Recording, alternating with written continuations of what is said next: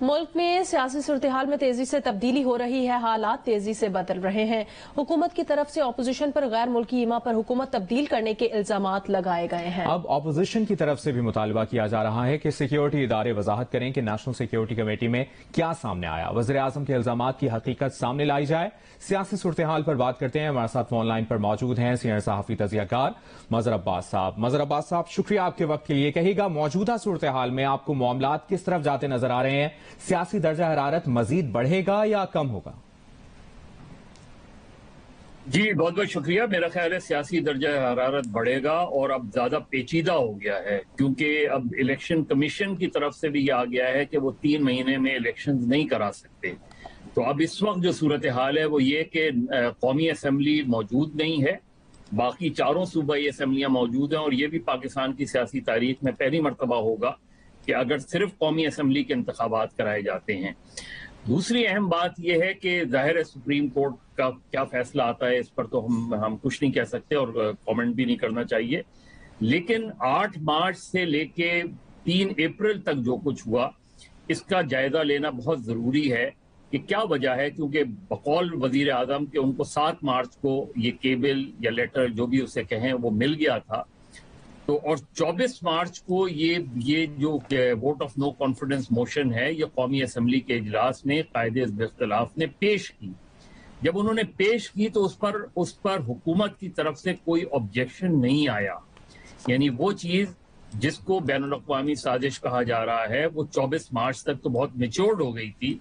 तो क्या वजह है कि 24 मार्च जो एतराज जो फवाद चौधरी साहब ने 3 अप्रैल को उठाया वो एतराज उन्होंने 24 मार्च को क्यों नहीं उठाया, या उस वक्त जो भी लॉ मिनिस्टर थे उन्होंने उस वक्त ये एतराज क्यों नहीं उठाया?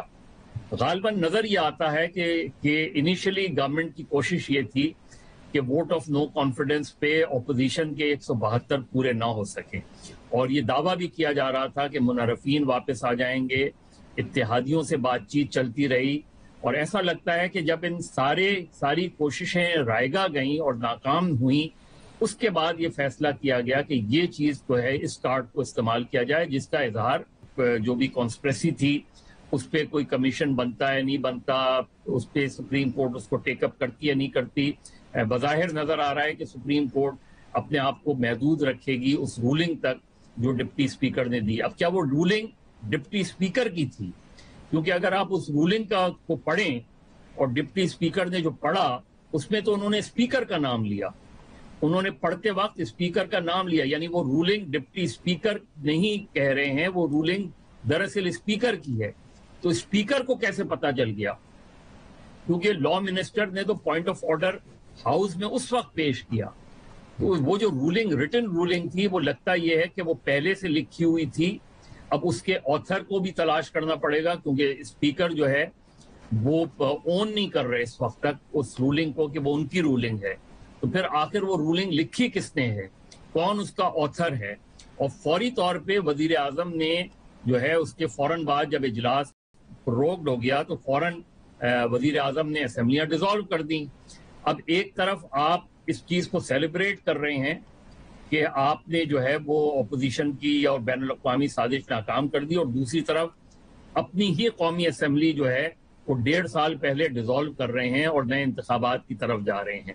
तो मेरा ख्याल है ग्राउंड पे वजीर आजम को और उनके रफ़ेकार को ये पता था कि ग्राउंड पे वो मेजॉरिटी हाउस की लूज कर चुके हैं।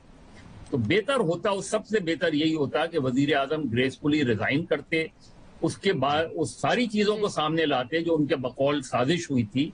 लेकिन ज्यादा ग्रेस इसमें होती कि अगर वो उस चीज पे रिजाइन करते। जब ये जो कंट्रोवर्सी खड़ी हुई है इससे बहुत से संजीदा आईनी और सियासी सवालात ने जन्म ले लिया है, और अब अगर इलेक्शन कमीशन जो है इलेक्शन करे 90 रोज में कराने से इनकार कर रहा है, क्योंकि इलेक्शन कमीशन की कॉम्पोजिशन भी पूरी नहीं है, यानी उसमें खैबर पख्तूनख्वा और पंजाब के मेंबर्स भी अभी नहीं हैं, उसमें डीलिमिटेशंस खैबर पख्तूनख्वा की डीलिमिटेशंस का को क्वेश्चन कर रहा है कि अभी वहां डीलिमिटेशन कंप्लीट नहीं हुई है।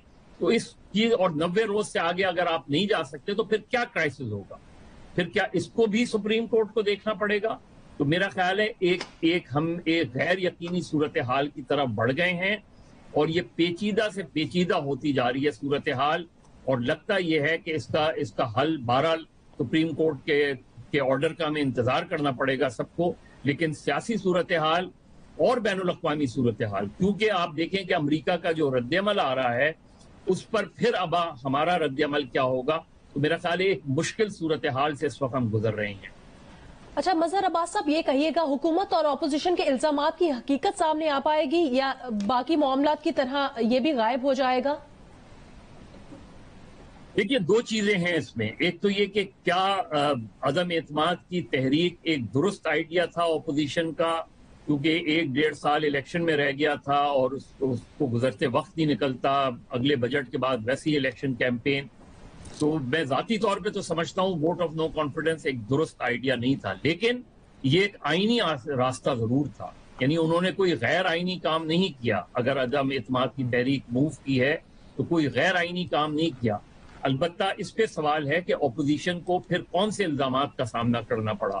ان کو کرنا پڑا جو منحرفین گئے. ان میں اب منحرفین کو بھی اگر آپ دیکھیں تو اس وقت تحریک انصاف کو کن مسائل کا سامنا ہے. اس وقت جو بھی منحرفین گئے ہیں ان میں کوئی واپس آنے کو تیار نہیں ہے، اور خود پی ٹی آئی کے اندر سے جو لوگ گئے ہیں، یعنی جو ووٹ آف نو کانفیڈنس پہ اپوزیشن کو سپورٹ بھی نہیں کر رہے، ان میں بھی ایک شدید اختلافات پائے جاتا ہے. آپ دیکھیں گورنر پنجاب کا استعفیٰ دیکھ لیں، پھر علیم خان صاحب نے جو کل بات کی ہے، ایون جو نجیب ہارون جو 96 سے پی ٹی آئی میں ہیں، یعنی جب پی ٹی آئی بنی تھی تو وہ ان 8 لوگوں میں شامل تھے جنہوں نے پی ٹی آئی بنائی تھی، ان کو بھی پی ٹی آئی کی اس پورے اور وزیر اعظم کے اس پورے عمل سے اعتراض ہے اور ان کی اس پوری سیاست سے.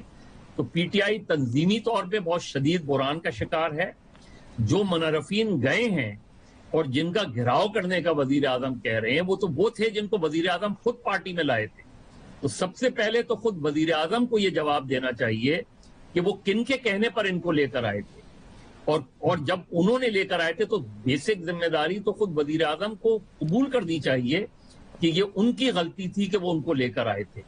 اب آج جو صورتحال ہے اس میں نہ اتحادی ان کے ساتھ کھڑے ہیں، یعنی پی ایم ایل کیو بھی ڈیوائیڈڈ لگ رہی ہے.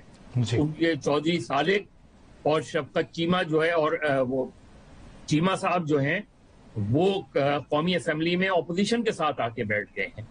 تو ایک ایسی صورتحال کا سامنا کرنا پڑ رہا ہے وزیر اعظم عمران خان کو، جو دراصل ان کی اپنی کچھ ایسی پالیسیز کی وجہ سے انہیں فیس کرنی پڑ رہی ہیں، جس میں ایک طرف تنظیمی طور پہ انہیں پرابلمز ہو رہی ہیں، اور دوسری طرف جب وہ حکومت تھی ان کی، اس وقت ان کے اتحادی ان کے ساتھ نہیں کھڑے ہوئے.